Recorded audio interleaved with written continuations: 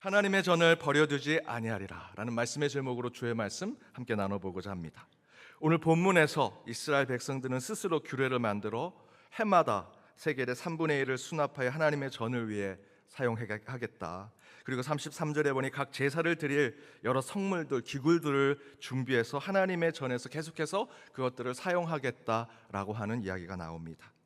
이하의 말씀에서도 계속해서 하나님의 성전을 방치하고 그 가운데 원수와 대적이 그 하나님의 성전을 지켜야 될 사람들이 우리가 그 성전을 방치하니 그들 또한 무시하고 그 성전을 얕잡아 보아 성벽을 헐고 성을 무너뜨리고 환난과 고난을 주는 것을 보고 이제 그렇게 하지 않도록 우리가 자원하는 마음으로 이 성전을 지키자 하는 말씀이 오늘 본문에 나오는 것입니다. 그 방법은 다른 것이 아닙니다. 제사를 어떻게 드릴까? 그 제사의 성물은 또 제사의 여러 가지 조건들을 만드는 것으로 이 성전을 지키자라는 것입니다. 그러면서 39절에서 이스라엘 백성은 우리는 이제 스스로 하나님의 전을 버려두지 않겠다 다짐하는 말씀이 마지막에 나옵니다. 그런데 느헤미야가 성벽을 재건하면서 하나님의 성전을 지키는 방법을 깨달은 것은 바로 이것입니다. 하나님의 전을 계속해서 채우고 계속해서 사용하고 계속해서 사람들이 오고 가는 곳이 되도록 만드는 것. 그렇게 성전에 사람들이 하나님을 찬양하고 경배할 사람들이 계속해서 채워지고 오고 가고 그 가운데 머물게 할수록 하나님의 전은 지켜질 수 있다라는 것을 깨닫고 오늘 본문에 기록한 것이라 할 수 있습니다. 세계적인 피아니스트인 루빈스타인은 여행을 다닐 때도 작은 피아노를 가지고 다니면서 피아노 연습을 했다고 합니다. 하루는 그 모습을 보고 한 제자가 선생님은 피아노를 치는 대가이십니다. 피아노의 대가답지 않게 왜 그런 피아노를 가지고 다니십니까? 라고 말하자 루빈스타인이 이렇게 말했습니다. 하루를 연습하지 않으면 내가 알고, 이틀을 연습하지 않으면 아내가 알고, 사흘을 연습하지 않으면 청중이 알기 때문이다. 저는 우리의 신앙 또 우리의 교회도 이와 마찬가지라고 생각이 듭니다. 여러분, 늘상 하던 기도의 시간을 건네뜨고 며칠 기도하지 않으면요, 저와 여러분의 기도의 능력 떨어지는 거 당연합니다.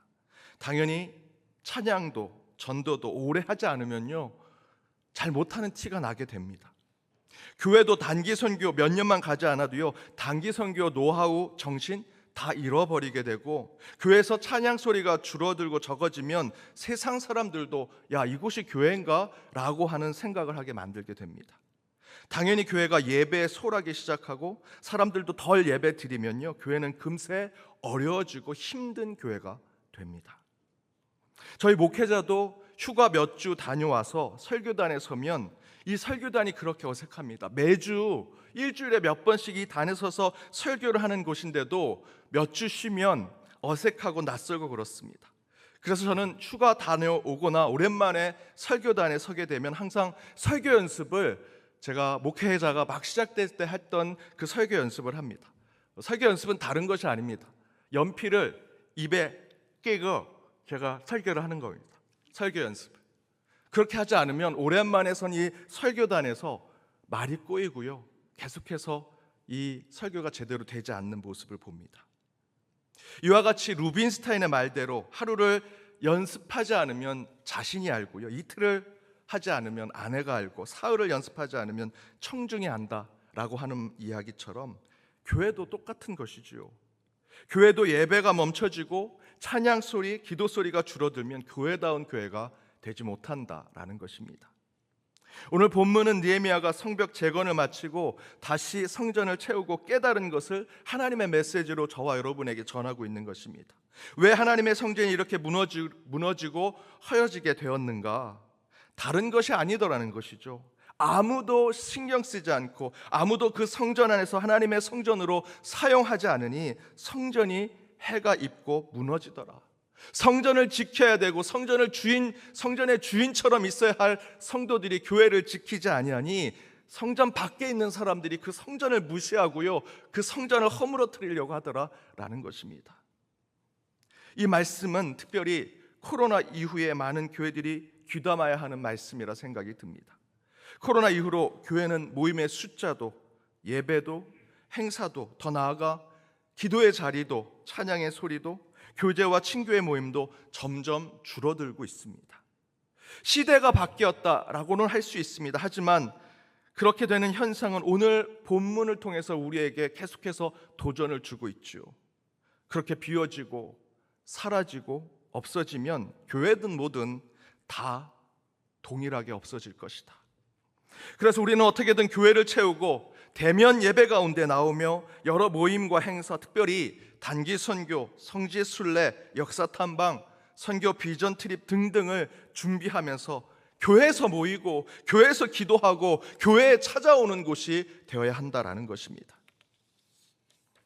유럽에 있는 많은 교회들은요, 여러분 아시는 대로 이미 비워졌고요, 사람들이 찾아오지 않습니다. 그 교회들요, 몇 년 전까지만 해도 예산이 엄청났습니다. 재정 많이 가지고 있었습니다. 하지만 그것을 교회를 위해서 쓸 것이 없어서 그 교회를 다른 곳에 팝니다.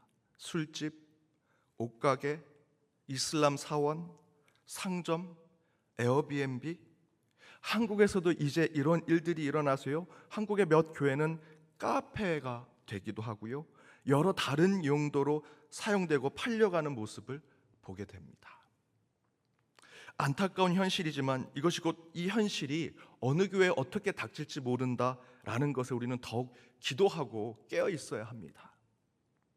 여러분, 하나님은 비워지고 사라지고 없어지길 원하시는 분이 아닙니다. 특별히 교회는 더욱더 주님 오실 때까지 이 자리를 지키기를 하나님은 원하고 계십니다. 빌립보서 4장 19절에 이렇게 말씀하고 있습니다. 우리 함께 읽겠습니다. 나의 하나님이 그리스도 예수 안에서 영광 가운데 그 풍성한 대로 너희 모든 쓸 것을 채우시리라. 하나님은 채우기를 원하십니다. 준비되어 있다면, 그 그릇을 주님 앞에 온전히 세워드린다면 하나님은 채우길 원하신다 말씀하시지요. 시편 81편 10절에도 이렇게 이야기합니다. 우리 함께 읽겠습니다. 나는 너를 애굽 땅에서 인도하여 낸 여호와 내 하나님이니 내 입을 크게 열라 내가 채우리라 하였으나. 입을 열라 내가 채우겠다. 하나님은 채우시고요, 끝까지 인도하시는 분이십니다. 따라서 우리는 하나님의 전을 채워야 합니다. 이를 위해 우리가 해야 할 신앙의 결단은 다른 것이 아닙니다. 교회는 날로 새로워져야 한다라는 것이죠. 느헤미야가 성벽을 다시 재건한 것은 성전을 날로 새롭게 만들기 위함이었습니다. 그렇게 해야 하나님께서 채우시고 인도하시기 때문입니다. 외형적인 모습을 비롯해서 내적인 우리의 신앙도 날로 개혁하고 변화시키며 새롭게 되어야 한다. 몇 주 전 설교 때 말씀드렸던 대로 우리 성도들이 이 교회를 하나님이 맡겨주신 청지기의 정신을 가지고 주인처럼 살피고 관리하는 것을 보려면 교회 식당에 가보면 합니다.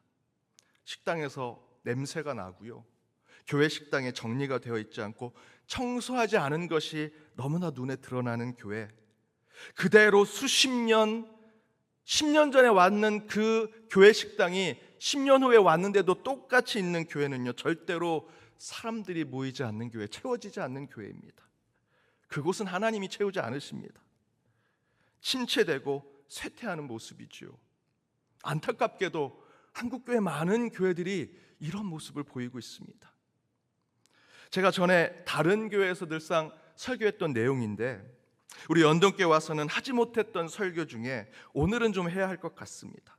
정체하는 교회 중에 특징 하나는 교회 어른들이 쓰는 이 강대상, 피아노, 교회 기물들을 그대로 교회 학교 자녀들의 예배당에 갖다 놓는 것입니다.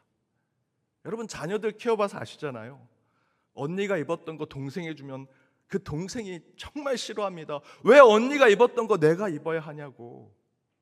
그런데 많은 교회들이 그렇게 하지요. 새로운 세대 발랄하고 신선한 아이들이 어른들이 쓰던 육중한 강대상을 두고 큰 그랜드 피아노를 놓고 예배를 드립니다. 죄송한 얘기지만 나름 주일학교에 마음을 두고 부흥을 바라는 교회에 여러분 가보십시오. 주일학교가 부흥한다는 교회 가보면요, 그렇게 된 교회는 하나도 없습니다. 아이들의 눈높이에 맞춰 있는 강대상이 세워져 있고요, 아이들의 예배실처럼 꾸며져 있습니다. 그런데 제가 설교를 외부에서 하고 이 설교를 하고 다녔는데 연동교회에 오니 그 모습이 그대로 있는 것에 솔직히 마음이 많이 아팠습니다. 변하지 않으면 느헤미야가 걱정했던 교회가 될 것입니다. 변화시켜야 달라질 수 있습니다. 교회 리모델링이 많다 말씀하신 분이 계십니다. 다른 교회에 비하면 우리 연동교회는 많은 것이 아닙니다. 그보다 더 중요한 것은 왜 이렇게 교회 곳곳의 시설을 고치고 리모델링 하냐라는 것에 얘기하는 것보다 더 중요한 것은 필요하면 해야지요. 그리고 우리 주일학교를 위해서, 우리 다음 세대를 위해서 우리가 지금 하지 않으면 나중에 못할 일들은 반드시 지금 해야 합니다.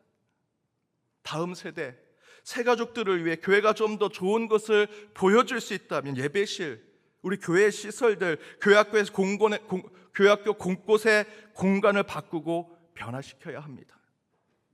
예수님께서 어린 소자가 내게 오는 것을 막지 말라 하시는 말씀에 우리가 해야 할 것은 그 어린아이들 우리 교회에 와서 행복하게 만드는 것 아니겠습니까? 그 방법은 다른 것 아닙니다. 당연히 우리가 그 자녀들을 양육하는 마음으로 따뜻하게 그들을 대하고 친절하게 사랑으로 대하는 모습 있어야 하는 것과 더불어 교회가 날로 새로워지는, 아이들이 왔을 때 와, 어른들이 우리를 위해서 늘 새롭게 바꿔주시는구나 라는 것을 교회가 보여줘야 합니다.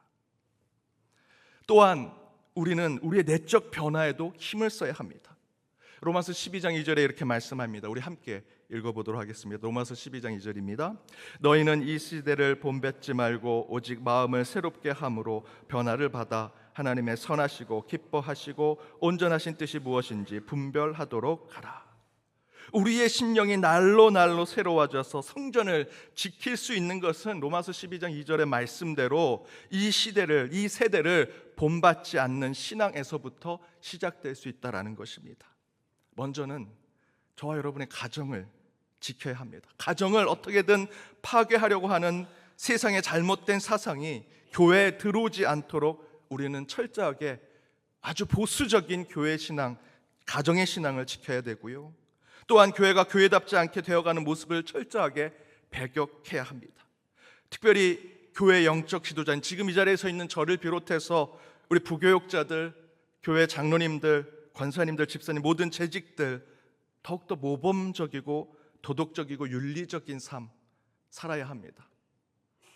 세상에 우리 교회가 영향력이 또 신뢰성이 상실되어가는 가장 중요한 것은요, 그래도요 세상은요 교회 다니는 사람들에게 높은 이상을 가지고 있습니다. 저 장로님은 교회 다니신다고 하는데, 저 어른은 교회 다닌다고 하는데, 장로님이라고 하시는데 우리랑은 다르겠지. 그런데 그런 모습을 보이지 못하니 교회가 신뢰와 영향력이 세상에서 바닥으로 떨어져 가는 것이죠. 저와 여러분 더 도덕적이고 더 윤리적이어야 합니다. 더 모범적이어야 하고요, 세상에서도 더 상식적이고 원칙적인 삶을 사는 자들이 되어야 합니다. 다음 주엔 우리 교단의 총회인데요, 주일학교 청년 세대 이탈이 심각합니다. 우리 전도사님들, 교육 전도사님들의 숫자가 10년 새에 3,000명이 줄었습니다. 교세는요 1년 사이에, 몇 년이 아닙니다, 작년에서 우리가 통계를 내본 그 숫자에 9만 명, 10만 명 가까이 우리 교단의 성도님들이 줄었습니다. 다른 교단은 어떻겠습니까? 어떻게든 신실한 믿음과 신앙 가운데 교회의 갱신을 마련해야 할 총회인데, 부끄러운 얘기지만 현 총회장은 불륜 의혹을 받고 있습니다. 교회를 어지럽혔고요, 일부 목사 장로들은 저희 교회가 그래도 세상에 세속에 물들지 않는 그 법을 가지고 있었던 목회자 세습 금지법을 삭제하려고 지금 시도하고 있습니다. 참으로 참담하고 속이 상합니다. 총회 가면요 세대를 본받지 않는 의결을 하는 것이 하나도 없습니다.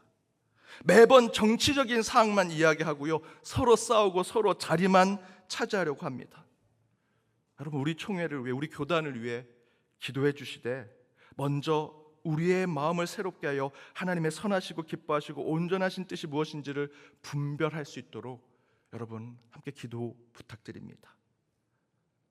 저와 여러분 스스로에게도 계속해서 자문하고 묵상하고 기도하셔야 합니다. 나의 자리, 우리의 가정, 우리의 연동교회가 세속에 물들지 않는 바른 신앙을 가지고 있는가? 어떻게 예배드리고 어떻게 기도하고 어떻게 교제하느냐가 중요한 것이 아니라 왜 예배하는가? 누구에게 예배하는가? 왜 기도하는가? 왜 봉사하는가? 왜 우리는 교회에서 교제와 친교를 나눠야 하는가? 그 본질을 바로 알을 때 로마서 12장 2절의 말씀대로 이 세대를 본받지 않는 우리 내적인 마음이 변화가 되어 하나님의 선하시고 기뻐하시고 온전하신 뜻을 분별하는 자들이 되리라 믿습니다. 그렇게 우리의 외형과 내형이 늘 새롭게 되어 하나님께서 원하시는 교회와 신앙의 삶을 살아가는 저와 여러분이 되기를 주님의 이름으로 축복합니다. 우리 함께 찬양으로 결단하길 원합니다. 주님은 우리의 산성이십니다. 우리의 요새이시고요, 우리의 소망이십니다. 우리의 힘이 되신 여호와, 그분이 계신 이 성전을 지키고 교회의 전이신 여러분의 심령을 지켜서 오직 주께서 원하시는 삶을 살아내는 저와 여러분이 되길 원합니다. 우리 함께 찬양으로 결단하겠습니다.